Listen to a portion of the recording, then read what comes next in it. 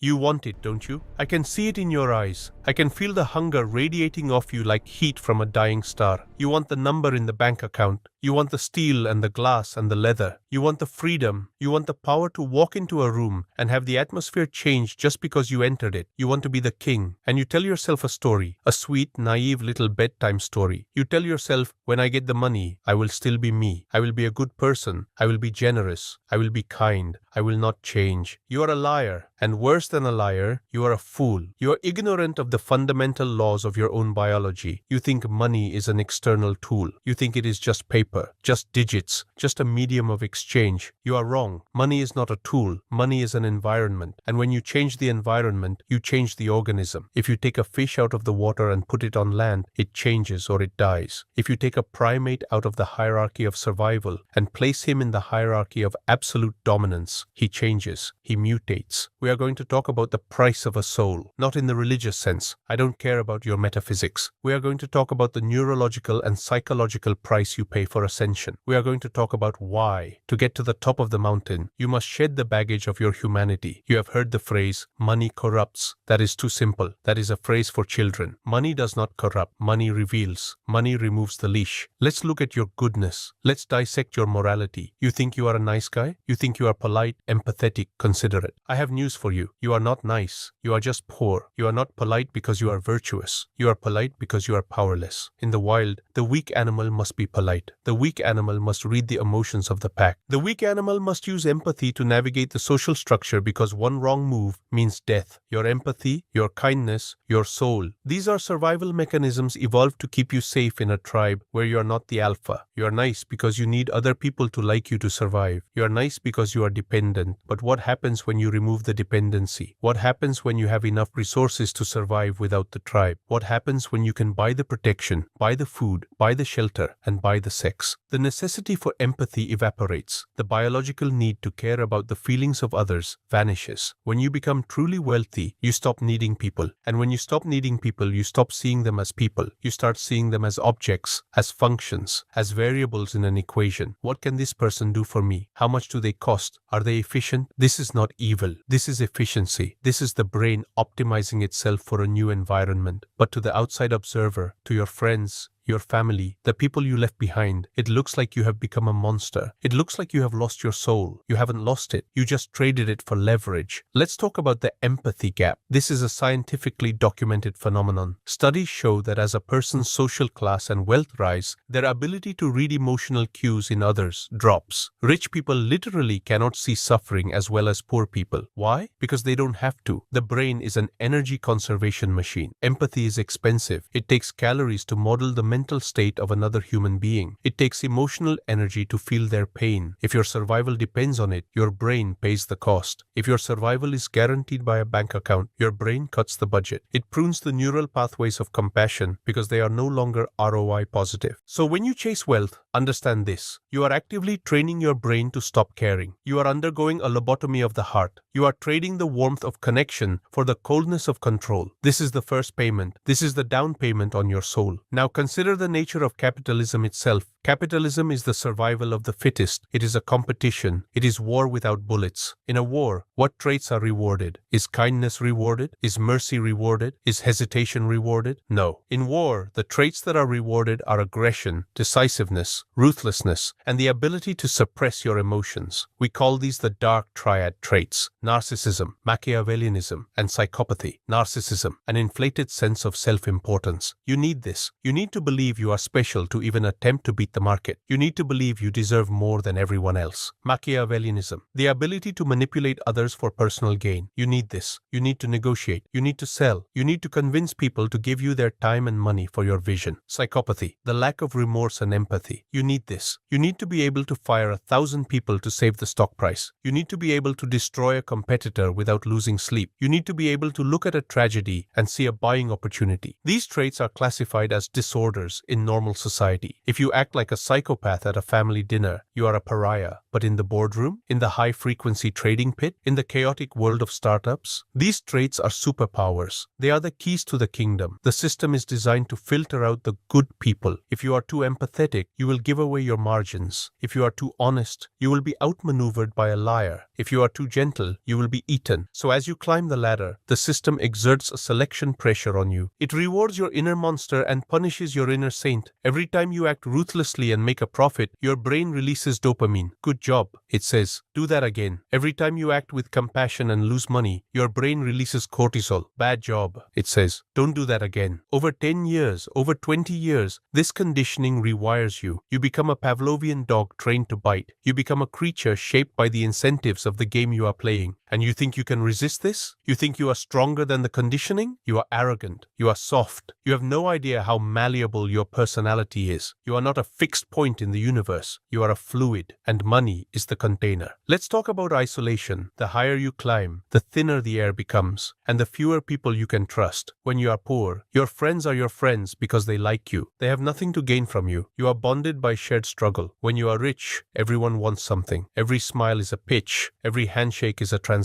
Every I love you has a silent asterisk attached to it. You become paranoid, and you should be paranoid because they are coming for you. They want your resources. They want your spot. This paranoia changes you. It forces you to build walls. You stop sharing your true thoughts because they can be used against you. You stop showing vulnerability because vulnerability is blood in the water. You become an impenetrable fortress. But inside a fortress, it is dark. Inside a fortress, it is lonely. You start to view human relationships as transactional. I pay you. You give me affection. I buy you dinner. You listen to my problems. You start to believe that love is just another commodity that can be hedged, leveraged, and liquidated. This is the death of intimacy. This is the death of trust. You become a king sitting on a throne of gold, surrounded by courtiers who would stab you in the back for a slightly larger coin. Is this what you wanted? Is this the freedom you dreamed of? And let's go deeper. Let's talk about the addiction to power. Money is not about consumption. If it was just about consumption, you would stop at $10 million.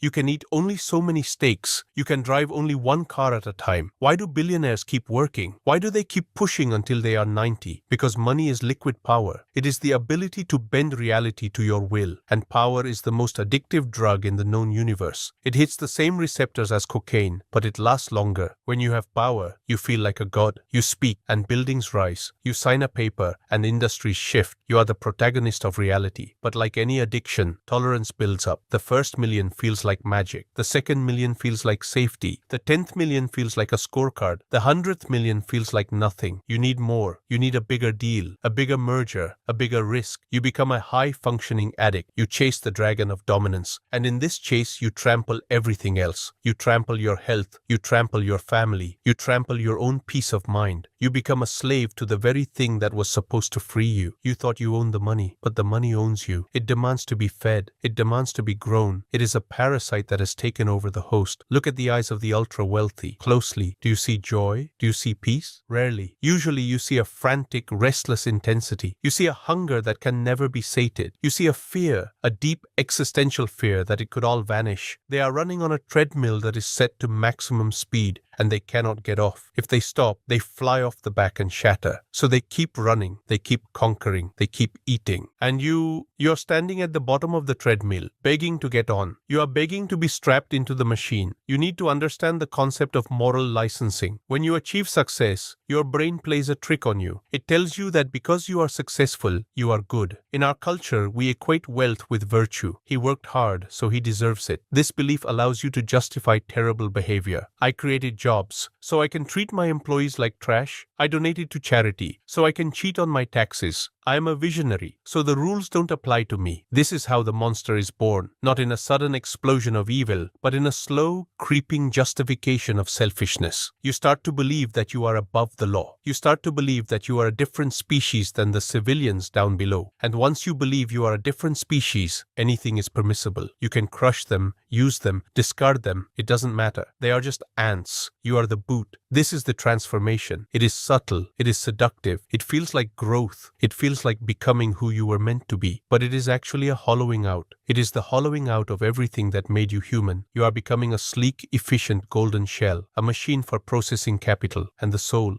is just friction. The soul is inefficient. The soul gets in the way of the deal. So you sell it, piece by piece. You sell it for a promotion. You sell it for a contract. You sell it for a connection. And one day, you look in the mirror, and you don't recognize the eyes looking back. They are cold. They are dead. They are the eyes of a shark. And the terrifying part? You like it. You like the power. You like the fear you inspire. You like the shark. Because the shark survives. The shark eats. The shark never cries. But realize this. A shark has no friends. A shark has no home. A shark has no peace. A shark must keep moving or it dies. This is the bargain. This is the contract you are signing in blood. Are you ready to read the fine print? Are you ready to understand what actually happens to your mind when the number goes up? Because we are just getting started. We have only scratched the surface of the pathology. We need to talk about the paranoia. We need to talk about the golden handcuffs. We need to talk about the God complex. You think you are ready. You are not now. Let's talk about the reward. You sold your empathy. You hardened your heart. You climbed the mountain. You are sitting at the top. You have the money. So you must be happy, right? You must be experiencing that eternal bliss you saw in the commercials. Wrong. You are experiencing something far worse than poverty. You are experiencing anhedonia, the inability to feel pleasure. This is the curse of Midas. Everything you touch turns to gold, and you cannot eat gold. You cannot drink gold. You cannot feel the warmth of gold. It is cold, hard metal. Let's look at the biology of dopamine tolerance. When you are poor, a $50 steak is a celebration. It is an event. Your brain floods with dopamine because of the scarcity. The rarity makes it taste divine. When you are rich, a $50 steak is Tuesday. It is lunch. It is mundane. To get the same dopamine hit, you now need a $500 meal, then a $1,000 meal. Then you need to eat it on a private island. Then you need to eat it while dangling from a helicopter. You are chasing a high that is mathematically impossible to sustain. You are burning out your receptors. The things that used to bring you joy, a cold beer, a good movie, a laugh with friends, now feel empty. They are cheap. Your brain has recalibrated its baseline so high that normal life registers as pain. Normal life registers as boredom. You become a sensation junkie. You need more extreme risks, more extreme luxuries, more extreme vices just to feel normal. This is why you see billionaires doing bizarre, dangerous things. They are not eccentric. They are numb. They are trying to shock their dead nervous systems back into life. And then comes the paradox of choice. When you have no money, life is simple. You eat what you can afford. You live where you can pay rent. Constraint creates simplicity. Simplicity creates peace. When you have infinite money, you have infinite choice. You can go anywhere, eat anything, be with anyone. This sounds like freedom, but it is actually paralysis. You are constantly wondering, is this the best restaurant? Is this the best view? Is this the best use of my time? You become obsessed with optimization. You cannot enjoy the moment because you are terrified that there might be a better moment happening somewhere else that you are missing. You are eating a Michelin star meal in Paris, but you are miserable because you saw a photo of a better meal in Tokyo. Contentment is impossible when better is always just a swipe away. Now let's discuss the paranoia of authenticity. This is the cancer that eats your relationships. When you are rich, you lose the ability to know who loves you. Does your wife love you? Or does she love the lifestyle? Does your friend find your joke funny? Or is he laughing because he wants you to invest in his startup? Do your children respect you? Or are they just waiting for the inheritance? You will never know. You can never know. The doubt will always be there, whispering in your ear. And this doubt turns you into a cynic. You start testing people. You start manipulating them to see if they break. You start assuming everyone is a whore and you are just the John with the biggest wallet. And because you treat them like whores, they act like whores. You create the reality you fear. You end up surrounded by sycophants and parasites. The honest people leave because they have dignity. The parasites stay because they have hunger. So you are surrounded by people, yet you are the loneliest man on earth. And then, the golden handcuffs. You think money buys freedom? Bullshit. Money buys overhead. You buy the big house. Now you need a staff to manage it. You need security. You need maintenance. You buy the jet. Now you need pilots, a hangar, insurance, fuel. You build the company. Now you have shareholders, lawsuits, regulations, PR crises. You possess nothing. Your possessions possess you. You are the caretaker of your own museum. You spend your life polishing the bars of your own cage. You cannot quit. You cannot walk away. You have built a machine that consumes millions of dollars a month just to exist. You must keep earning. You must keep pushing. If you stop, the machine eats you. So you are trapped. You are working harder than the janitor, but with higher stakes. The janitor worries about losing his job. You worry about losing your empire, your reputation,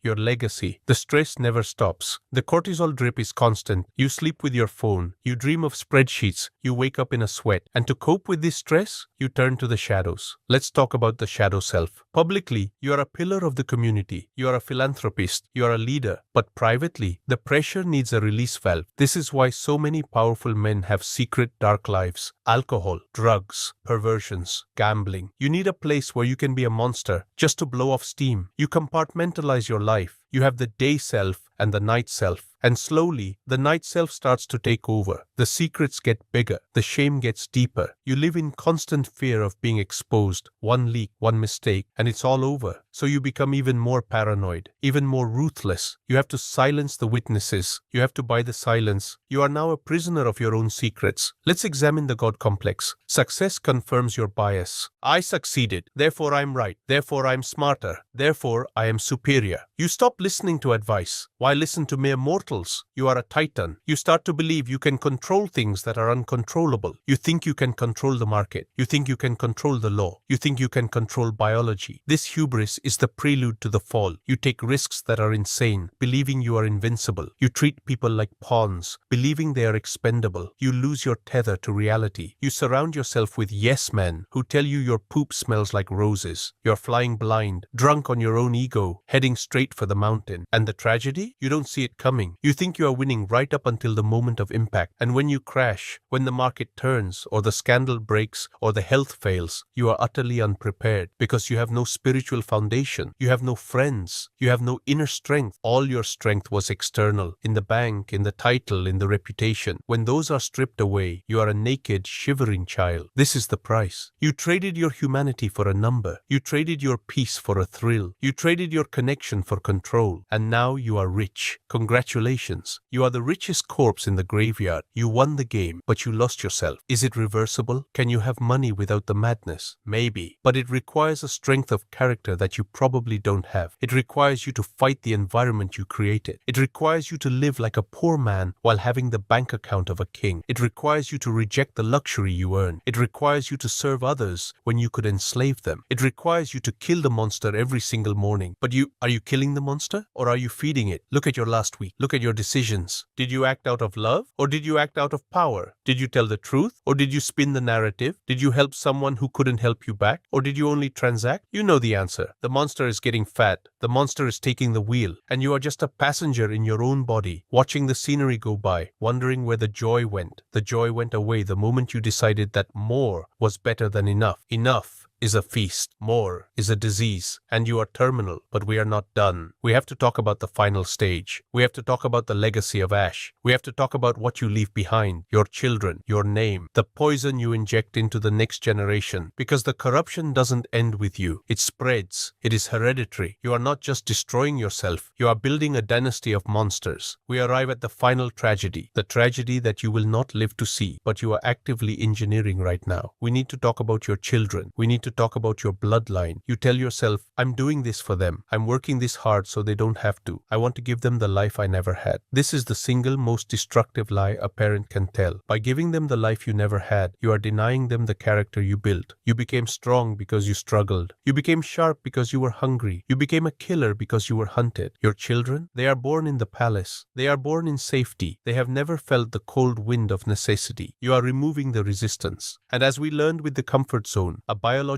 organism without resistance turns to mush. You are breeding parasites. You are raising children who believe that resources are infinite and unearned. You are raising children who have no concept of cost, and because they have never struggled, they have no self-esteem. True self-esteem comes from overcoming obstacles. When you remove the obstacles, you remove the source of their pride, so they become fragile, they become neurotic, they become addicts. They try to fill the void of their own incompetence with your money. They do not respect you. Do not delude yourself. They fear you. Yes. They manipulate you. Yes. But they do not respect you. How can they respect a man they only see as an ATM? To them, you are not a father. You are the barrier between them and the inheritance. Deep down, in the darkest parts of their subconscious, they are waiting for you to die. They are checking the actuarial tables. They are counting the days until the old man kicks the bucket and the trust fund unlocks. You are creating a dynasty of monsters. You are unleashing a generation of entitled, useless, dangerous narcissists upon the world. They will take your empire and they will burn it. The grandfather builds it. The father maintains it. The son destroys it. This is the oldest law of history, and you are accelerating it. You are handing a loaded machine gun to a toddler and hoping for the best. Your legacy will not be a statue. Your legacy will be a lawsuit. Your legacy will be a family feuding over the scraps of your carcass before your body is even cold. Let's visualize your funeral. It will be a grand event. The flowers alone will cost more than most people earn in a year. The mahogany coffin will be polished polished to a mirror shine. Hundreds of people will come. They will wear black. They will look somber. But listen to the silence. Listen to the thoughts behind the masks. Are they crying or are they calculating? Your business partners are there to make sure the stock price doesn't drop. Your friends are there to network with each other. Your family is there to meet the lawyers. There is no grief in the room. There is only transaction. You died as you lived, a commodity. You thought you bought their love. You only rented their attendance. And now that the lease is up, they are moving on. The shark dies alone. The predator has no pack. Is this what you worked for? Is this the success you sacrificed your life for? To be the richest man in the cemetery, surrounded by people who are glad you are gone? This is the price of the soul. It is total systemic bankruptcy of the human spirit. The antidote, the protocol of the steward. Is there a way out? Is it possible to hold fire without being burned? Is it possible to possess capital without being possessed by it? Yes, but it is a path so narrow that almost no one finds it. It requires a complete death of the ego. You must stop viewing yourself as the owner. An owner clutches. An owner defends. An owner says, mine. As long as you say mine, you are poison. As long as you attach your identity to the money controls you. If the money goes up, you are a god. If the money goes down, you are dirt. You are a slave to the variance. You must become the steward. A steward owns nothing. A steward is a guardian. A steward is a manager of resources that do not belong to him. Imagine you are the CEO of a charitable trust. The money is not yours. It belongs to the mission. It belongs to the tribe. It belongs to God. Call it whatever you want, but it is not you. Your job is to deploy that capital efficiently, to grow it, to protect it, but you do not eat it. You do not derive your self-worth from it. If you lose $1 million as a steward, you are not crushed personally. You are simply professionally accountable. You fix the error. You move on. If you make $1 billion as a steward, you do not buy a golden toilet. You ask,